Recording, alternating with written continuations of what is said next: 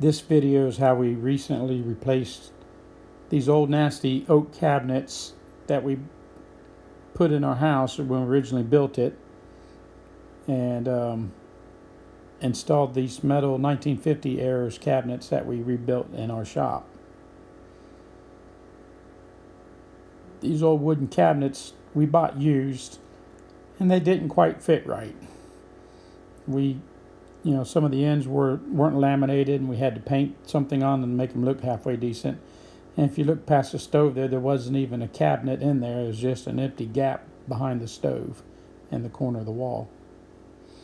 That was unsightly and nothing we really appreciated.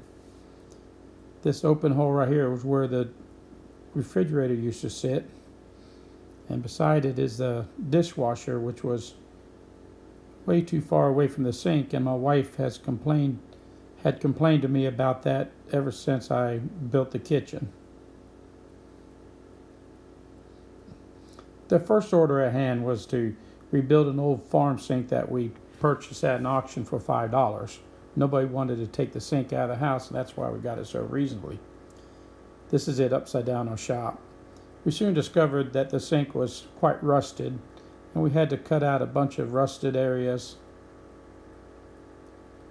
and patch things with some galvanized metal that we had.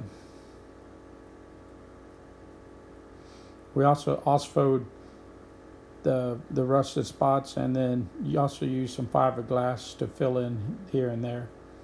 All said and done, it turned out pretty nice.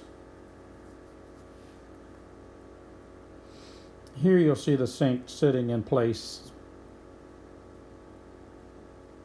and here it is with the countertop installed. But putting the countertop on was a chore by itself, because I like to do things on my own, and getting that 200-something pound sink up them steps wasn't easy, so I greased those old wooden timbers and slid it into place. Then I walked it on in to the sink and then leveraged it up on top of the cabinet. Next thing we did is we took the spot where the refrigerator used to be, and we turned it into a broom closet and a pantry. Here you see the pantry after we finished it. The TV is for a security camera, and here's the inside of the pantry.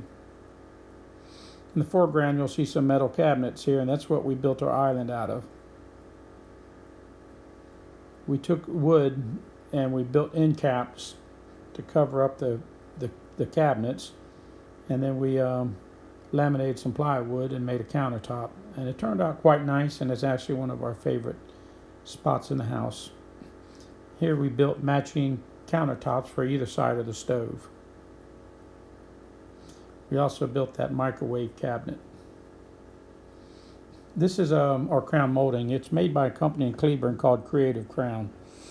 We had some left over from when we originally built the house, and so I tried to piece it together using spray foam and spackling compound, and it actually turned out quite nice.